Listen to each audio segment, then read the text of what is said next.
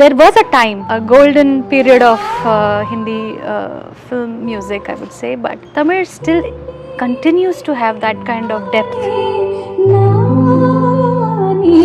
Like most of the times now, the director is not there in the studio, it's just the composer. Sometimes even the composer doesn't come. Even if AI comes, emotion cannot be recreated by any machine.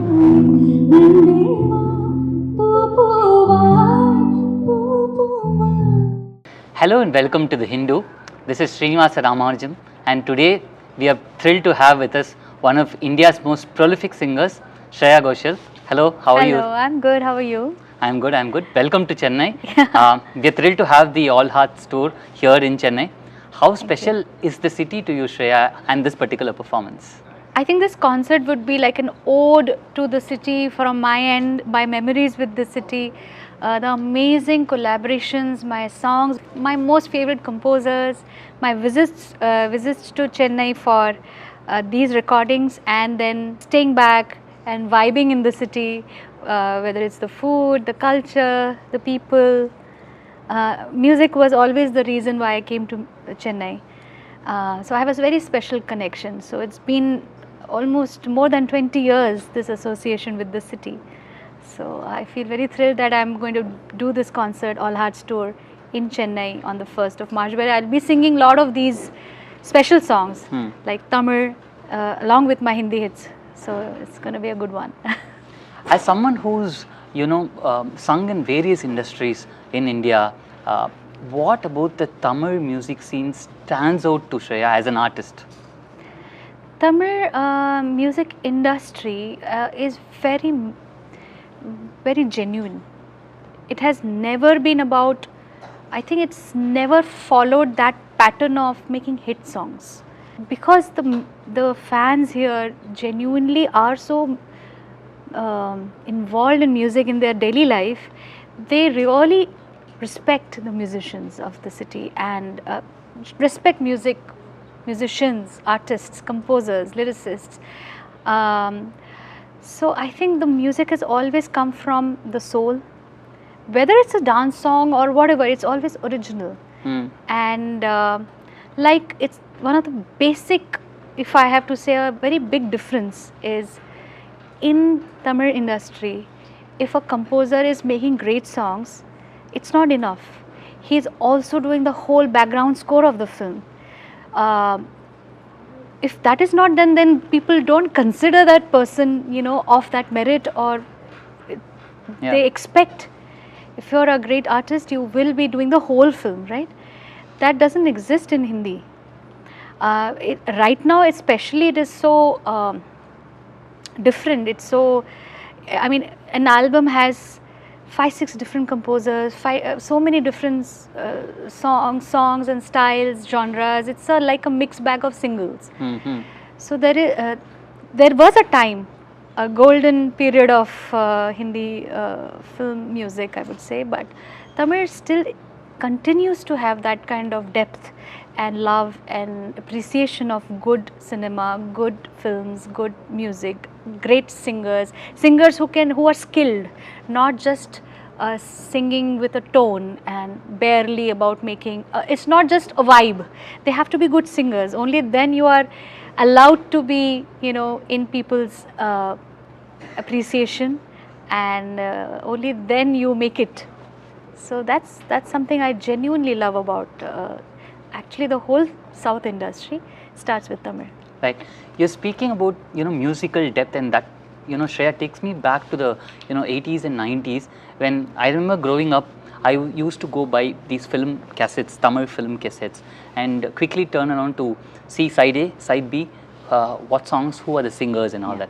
And when that happened, I used to notice some singers from the Bombay film industry who were making their debut here. Excellent singers, great melody, on point, but sometimes the Tamil was a little left to be desired, like we were like, they could have pronounced it a little better and all that. But I think all that changed after you came on the scene, and I think the Tamil is excellent, and my Malayalam friends also say when they hear the Malayalam songs, you're on point with the diction and the pronunciation. How did Shreya Ghoshal manage to break this language barrier? I started very early. So when say I started singing in Tamil, and my first song was for Karthik Raja sir, which was my first taste of singing Tamil, and I had a hard time, but he was very patient with me. He gave me the time to learn it and then go on the mic. So he kind of prepared me for this journey, and I enjoyed the process because the music is so rich and there is so much depth even in the writing. When I started learning about what it says, it's so poetic and so it has so much meaning, and it's not superficial. And I realized how important it is to be enunciating, pronunciation, expression of the words. If I don't do that, a listener's mind will be so distracted from the song, and it is a great injustice to the composer and the makers of that song. I took it very seriously from the day one, and I have been very fortunate that all the composers, producers, directors who were there in the room, recording room, made sure that I could correct myself, and they saw that I am also sincere towards it, and probably that appreciation was there from them. And all the languages, Malayalam is very tough. It has really, I have broken in sweats making it happen. But as the time went, I got it little better, the hang of how a word should sound, what the meaning of these words are. So now it's easier for me, but initial days were tough. Right. And this takes me back to this masterclass you did at Berkeley, right, which I had a great time watching. And in that masterclass, I remember you talking about one particular song. I think it was the song in Bhool Bhulaiya, in which you say you are singing a line a certain way because the character in the film was hallucinating at that point of time. Yeah. Now, as a singer, how important is it to understand the character that is being portrayed on screen, and how do you work on that? It is very important. I feel music is such an integral part of Indian films. See, that playback concept is not there in the West. Here it is. And our films are very based on music. Music speaks volumes through the storytelling of any film, any language. So I would say I was always, and also I had heard the legends and the way they were so involved in learning about who the actor is, what is his styling. Rafi Saab sounded different for each actor that he sang for. For Shammi Kapoor, he sounded different. For Dilip Saab, he sounded different. So I had heard these stories, and I wanted to be. I mean, I always aspire to be like them. That is the golden period, the best time of music.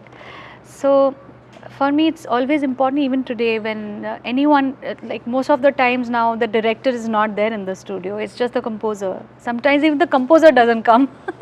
So I have to make that effort to ask a little narration of what the situation is, who is the actress playing, if it's a debutante, what is her character's age, is she a very young person, is she going through a, difficult situation in life, a little understanding of how her position in the film is, what point of time that song is coming, what is the effect of this song for the storytelling. All of these things matter. So when you're singing for cinema, it's definitely different, and if you're doing independent project, of course the story is different. So then you have the freedom to express however you want to. You had a crazy start to your film career, right? In that sense, when I spoke to Ilaiyaraaja, he told me how in the 1970s, when he was recording his first album Annakili in 1976, there was a power cut before he started recording. And in your case also, I think the first song, Shreya, Devdas, I think you were not aware that it was being recorded, right? Yeah. How did that story go about? And was that a blessing in disguise? Yeah. I think I have to give that kudos to the director Sanjay Leela Bhansali ji, who made me comfortable, and he also was testing whether she's going to sound good on the mic, because he had heard me in the rehearsals, on TV, a little bit on television. Some of the albums that are recorded, and they were not great quality albums because they were recorded not with big in big studios or whatever. He wanted to understand whether he did a good decision, and he wanted to probably prove it to many other people in the room that time. So he made me very comfortable, and I go back in time and I just thank that man for having that faith in me. And he never told that I'm going to sing. It's getting recorded, and because it sounded so good, he said this is a final take. So Peri Pia, that song that you will listen to, is the first take, which was not even supposed to be the final take. It was just a mic testing rehearsal take for that song. And except a little laughter which I was not getting, everything is from the first take. 20 years have passed, of course, and what about the decreasing space for singers in today's films? And I'm saying this because sometimes music composers sing their own songs, actors sing their own songs, and these days there is also AI in the picture. That's a good one. What are the challenges in front of playback singers today, Shreya? I think playback singers, see, the word playback singer is slowly becoming redundant, because times are changing so rapidly that there are 50% of music is from films, 50% is from independent projects, singles, and people doing their own music, because generations are changing. Now millennials, now Gen Z, now Gen A is coming, so their taste, they want to listen to the singer's point of view. They want to know what my singer represents, what kind of story he or she wants to say through her music.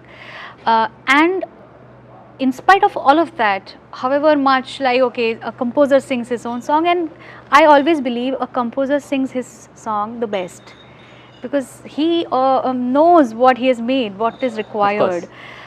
But when you need skillful singing, and if the song is made like that, you need good singers. And I think composers are also very much aware of that. And however, even if AI comes, emotion cannot be recreated by any machine. How, like that abandon, that Mere Dholna that I said, Mere chahte to feza mein bahe, feza mein bahe. I could have done like that also, but in that minute, that is a very natural urge for a singer, and it is very unique to that singer to be able to think like that. So there are so many factors which make human being a human. So AI cannot take that away. There is no musical perfection, Shreya, but you've been at it for 20 years right now, more than 20 years, and the distance between you and musical perfection, that is growing lesser and lesser because you're going closer there. So when a new composer approaches you and says, Shreya, I want you to sing this song, how do you not say just another day, just another song, and how do you approach that song with the same zest and zeal that you had when you started out? Oh, that's a nice question. Firstly, at least now I am very conscious about what I'm singing. It really has to appeal to my soul. It has to be a good song. It has to be something fresh to excite me. And then even if it's an average song, I mean, I know, and being a musician, we all know which is great, which is a little less than great. Your job is to make it great. And a singer's job should be that, because there is a design, and singer is not just about executing. They add a lot of color. They a lot of it's a collaborative process, always. I mean, there are so many cases of Madan Mohan Saab's great compositions. He's singing beautifully. There is a documentary where there are some songs in his voice transitioning to Lataji's singing. And then you realize, oh my God, that lady, how did she think it will be like that? So these are the opportunities, and I think I live for that excitement and challenge every day. Thank you, and all the best for your concert in Chennai. We are looking forward to hearing you sing live. All the best, Shreya. Happy meeting you. Thank you so much, Reji, and it is lovely to meet you in person and do this interview. Thank you. All the best.